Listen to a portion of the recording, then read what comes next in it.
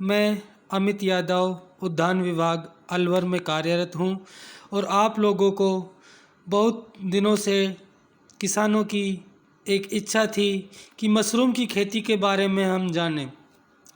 मैं आपको इस मशरूम की खेती की स्लाइड दिखाते हुए उसमें कुछ महत्वपूर्ण बातें बताते हुए आपको इस मशरूम की खेती के बारे में बताने जा रहा हूँ। सबसे पहले मैं आपको बता देता हूँ, अगर आपको अधिक जानकारी इसके लिए चाहिए तो खुम्ब अनुसंधान निदेशालय भारतीय कृषि अनुसंधान परिषद चंबा घाट सोलन के अंदर है, जो कि समय समय पर किसानों को ट्रेनिंग देता है और आगे क्या क्या इनमें किया जाता है उसके बारे में बताते हैं। सबसे पहले हम इसका परिचय जानते हैं। भारतवर्ष के अधिकतर उत्तरी भूभाग में श्वेत बटन मशरूम की खेती की जाती है। कौन से भाग में? उत्तरी भूभाग में की जाती है। क्यों? जहाँ पे ठंडी जलवायु होती है वहाँ पे मशरूम की खेती बहुत अधिक की जाती है। दक्षिणी भारत में दूध या वो मशरूम होता है उसकी व्यावसायिक स्तर पर उगाई जा रही है। ज़्यादातर किसान भाई दूधिया मशरूम का ही उगाई करते हैं क्योंकि सबसे ज़्यादा लोग इसी को खाने में पसंद करते हैं। देश के पहाड़ी इलाकों को छोड़कर लगभग समस्त मैदानी भागों में दूधिया मशरूम की एक फसल ली जा सकती है, जहां कुछ महीनों के लिए तापमान 25 से 40 डिग्री सेल्सियस के बीच रहता है। वहां पे अपन इसको सीजनली रूप में श्वेत बटन मशरूम को निर्भरत है। शरद ऋतु में श्वेत बटन मशरूम की एक फसल लेने के बाद वे अपने उत्पादन कार्य को बंद कर देते हैं। तापमान में वृद्धि के वर्ष भर मशरूम उत्पादन कार्य जारी नहीं रख सकते। कुछ किसान भाई कहते हैं कि अधिक तापमान में भी हम मशरूम की खेती कर सकते हैं। नहीं कर सकते, क्योंकि अधिक तापमान में अगर हम खेती करना भी चाहें तो हमारी कॉस्ट बहुत अधिक लग जाती है। इसलिए इसको ठंडे क्षेत्र में या जब सीजनली ठंडा आए तब इसकी खेती अपन कर सकते हैं। दूधिया मशरूम का वैज्ञानिक नाम कैलोसाइबी इंडिका है। दूधिया मशरूम आकार व रूप श्वेत बटन मशरूम से मिलता जुलता है। श्वेत बटन मशरूम की अपेक्षा दूधिया मशरूम का तना अधिक मांसल होता है। ये बात एक है कि जो दूधिया मशरूम होता है उसका तना मोटा होता है। श्वेत बटन का जो ऊपर की छतरी होती है, ये कैप बोलते हैं, जो वो जल्दी खुलने वाली होती है। दूधिया मशरूम की टिकाऊ क्षमता अधिक होती है, मांग कम होती है, लेकिन इसकी सबसे अधिक हमें बटन मशरूम मिलता है, जो कि मार्केट में भी बहुत ज़्यादा मिलता है। दूधिया मशरूम बहुत कम मिलता है। मांग कम होने पर मशरूम की तुड़ाई 3-4 दिन से देर से करने गुणवत्ता में कमी नहीं आती, दूधिया में नहीं आती। जलवायु, दूधिया मशरूम खेती के लिए अधिक तापमान की आवश्यकता होती है। कौन सी? दूधिया के लिए अधिक होती है। कवकजात फैलाव के लिए 25 से 35 डिग्री सेल्सियस 80 से 90% नमी की आवश्यकता होती है। कैसिंग परत बिछाने से लेकर फसल लेने तक तापमान 30 से 35 डिग्री सेल्सियस तथा नमी 80 से 90% होनी चाहिए। अधिक तापमान होने पर भी ये मशरूम पैदावार देती रहती है। कौन सी? दूधिया मशरूम। माध्यम का चुनाव, ढींगरी मशरूम की भांति इस मशरूम को विभिन्न कृषि फसलों से प्राप्त अवशेषों पर आसानी से उगाया जाता है। कौन कौन सी फसल होती है? किसान भाई पूछते हैं कि हम क्या धान की पुआल पे ही कर सकते हैं? नहीं, हम ज्वार, बाजरा, मक्का, कड़वी, गन्ने की खोई आदि या माध्यम, ये नया सूखा होना चाहिए, बरसात में भीगा न हो। बरसात में जो भीगा होता है उसमें, क्योंकि जो मुख्य अवशेष होते हैं उसके माध्यम है वो नहीं होते, इसलिए सूखा होना चाहिए वो पुआल, उसमें भी अपन मशरूम की चुनाव कर सकते हैं। उपचार, जो अपने को माध्यम लेते हैं जिसके अंदर मशरूम उगाना है, उसके अंदर जो सूक्ष्म जीव मुक्त कराने हैं वो दूध या मशरूम की वृद्धि उपयुक्त बनाने के लिए उपचारित करना आवश्यक होता है। जब भी हमें अगर बटन मशरूम, दूध या मशरूम, कोई सी भी मशरूम उगानी हो तो उस चारे को हमें उपचारित करना बहुत ज़रूरी है। अब उपचार हम कौन कौन सी विधि से करते हैं? गर्म पानी उपचार विधि। इस विधि के अनुसार भूसा या धान की पुआल की कट्टी को ताट के छोटे बोरों में भरकर इसे साफ पानी में अच्छे प्रकार से कम 6 घंटे तक डुबो कर रखते हैं, ताकि भूसा पुआल अच्छी तरह से पानी सोख ले। इसके पश्चात इस गीले भूसे से भरे बोरों को उबलते हुए गर्म पानी में, कौन से पानी में? उबलते हुए गर्म पानी में 40 मिनट तक डुबो कर रखते हैं। ये ध्यान देने योग्य बात है कि भूसा डुबोने के बाद पानी 40 मिनट तक उबलता रहना चाहिए, तभी माध्यम का उपचार सफल हो सकता है। इसके बाद भूसे को गर्म पानी से निकालकर साफ फर्श पर फैला दे ताकि अतिरिक्त पानी निकल जाए, भूसा ठंडा हो जाए। भूसा डालने से पहले फर्श को धोकर उस पर 2% फार्मलिन के घोल का छिड़काव करें। इस समय भूसे में पानी की मात्रा 65 से 75% होनी चाहिए। किसान भाई बहुत बार पूछते हैं कि सब जो फर्श है उसको 2% फार्मलिन के घोल का छिड़काव करना चाहिए, जिससे कि हमारा कॉन्टमिनेशन जो भी हो वो नहीं हो। 65 से 70% होनी चाहिए। इस स्थिति का अंदाजा भूसे को मुट्ठी में कसकर दबाकर लगाया जा सकता है। किसान भाई कैसे चलाए कि 65 से 70% इसके अंदर पानी है, तो हम जब उसमें मुट्ठी में दबाते हैं, दबाने पर यदि भूसे से पानी न निकले और हथेली मामूली सी भी नम हो जाए तो समझना चाहिए कि भूसे में नमी ठीक है। इस प्रकार उपचारित माध्यम बीज के लिए तैयार है। ये नहीं कि वो टपक रहा हो, बस मामूली सा नम हो जाए, ऐसा वो ही उपयोगी है।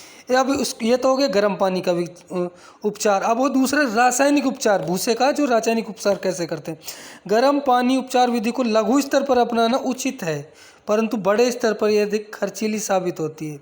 यानी कि अगर अपने को छोटे कमरे में ही करा रहे हैं तो उसके लिए तो अपना ये जो गर्म पानी वाला उपचार बहुत अच्छा रहता है, लेकिन अगर हमको इसको बड़े स्तर पर करना है तो हमें इतना पानी वेस्टेज करेंगे, इतना गर्म करेंगे तो वो बहुत महंगा पड़ता है। इसलिए उसके लिए रासायनिक ही विकल्प है अपने पास। किसी सीमेंट के होदे ड्रम में 90 लीटर पानी ले, उसमें 10 किलोग्राम 12 किलोग्राम भूसा भिगो दे। कितने? 90 लीटर पानी में। एक बाल्टी में 10 लीटर पानी ले, उसमें 7.5 ग्राम बावस्टीन और 125 ml फार्मलिन मिलाए। एक बात ध्यान रखना, बाल्टी में 10 लीटर पानी ले पहले, उसमें 7.5 ग्राम बावस्टीन और 125 ml फार्मलिन मिलाए। इस घोल को ड्रम में भिगोए गए भूसे पर उड़ेल दे। ड्रम को पॉलीथीन से ढककर उस पर वजन रख दें। 12-16 घंटे बाद ड्रम से भूसे को बाहर निकालकर साफ फर्श पर फैला दे ताकि भूसे से अतिरिक्त पानी निकल जाए। प्राप्त गीला भूसा बिजाई के लिए तैयार है। बिजाई करना, ऊपर बताई गई विधि एक विधि के माध्यम से भूसे पर उपचारित करके उसमें 4 से 5% गीले भूसे के अनुसार की दर से बीज मिलाए। यानी कि 1 किलोग्राम गीले भूसे में 40 से 50 ग्राम बीज मिलाया जाता है। बिजाई की विधि छिटकावा भी हो सकती है या फिर सतह में बिजाई की जा सकती है। सतह में बिजाई करने से पहले पॉलीथीन के बैग में एक 15 से 16 इंच चौड़ा 20 से 21 इंच ऊंचा, पॉलीथीन का बैग 15 से 16 इंच चौड़ा और 20 से 21 इंच ऊंचा, एक परत में भूसे को बिछाए, फिर उसके ऊपर बीज बिखेर दे, उसके ऊपर से फिर भूसे की परत डाल दे, फिर बीज डाले। ध्यान देने की बात है, पहली परत बिछाए, उसके ऊपर बीज बिखेर दे, उसके ऊपर से फिर भूसे की परत मिलाए, फिर बीज डाले। 2 परतों के बीच का अंतर लगभग 3 से 4 इंच होना चाहिए। इस प्रकार सतह में बीज की बुआई की जा सकती है।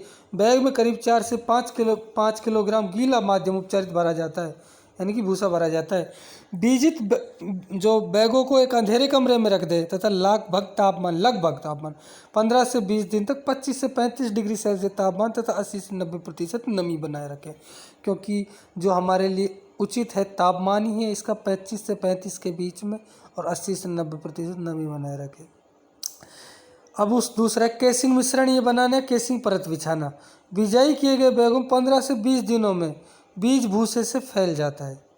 ध्यान देने की बात है, केसिंग बहुत आवश्यक है।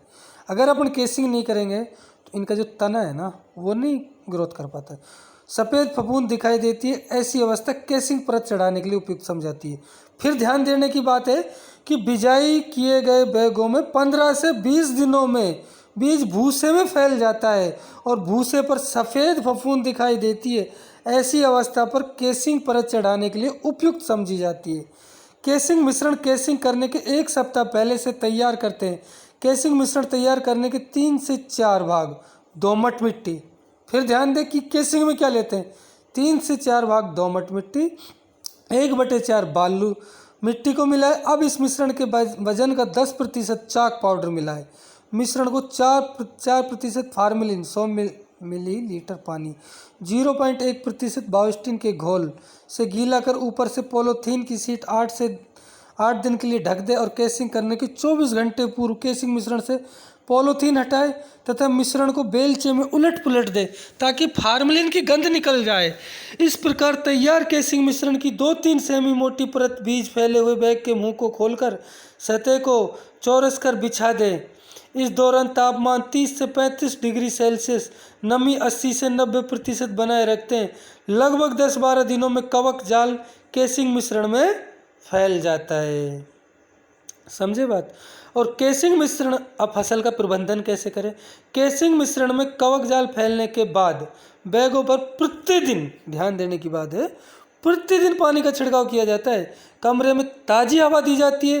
30 से 35 डिग्री सेल्सियस तापमान, 80 से 90% नमी बनाए रखी जाती है, जिसमें 3 से 5 दिनों में मशरूम कलिकाएं निकलना प्रारंभ हो जाती है, जो लगभग 1 सप्ताह में पूर्ण मशरूम का रूप ले लेती है। कितने सप्ताह में? 1 सप्ताह, यानी कि 7 दिन में।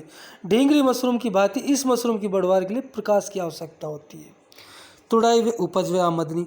मशरूम की केक जब 5 से 6 सेमी मोटी हो जाए, इसे परिपक्व समझना चाहिए। अंगूठे व उंगली की सहायता से घुमाकर तोड़ लेना चाहिए। एक बात ध्यान देंगे कि सीधा नहीं खींचेंगे, उसको सीधा खींचेंगे तो वो नीचे से या ऊपर से वो भिज जाएगी। उसको यूँ घुमा दे और उसकी आवश्यकता है तोड़ ले। तने के निचले भाग को जिसमें मिट्टी लगी होती है उसको काट दिया जाता है और मशरूम को पॉलीथीन बैग जिसमें 4 से 5 मिनट, कम से कम 4 छेद को पैक कर दिया जाता है। ये मशरूम ढींगरी मशरूम की तरह काफ़ी अच्छी पैदावार देती है।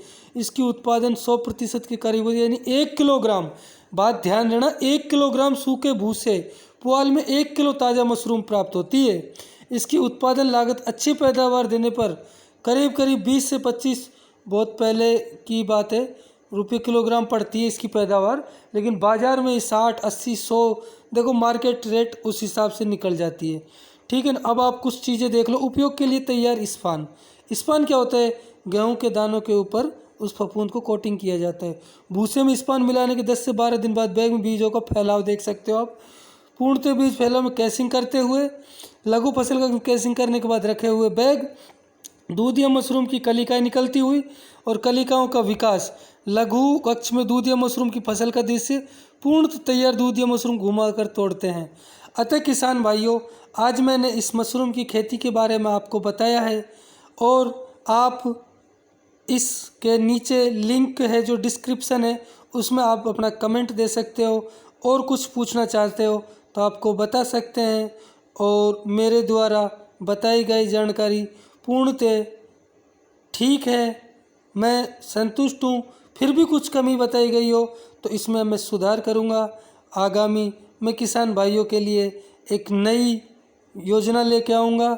जल्द ही नई योजना के बारे में बताऊँगा और आप लोगों को मैं ऐसे ही समय समय पर उद्यान विभाग द्वारा खेतीबाड़ी की नई नई योजनाओं से बताता रहूँगा। धन्यवाद। राम राम साहब।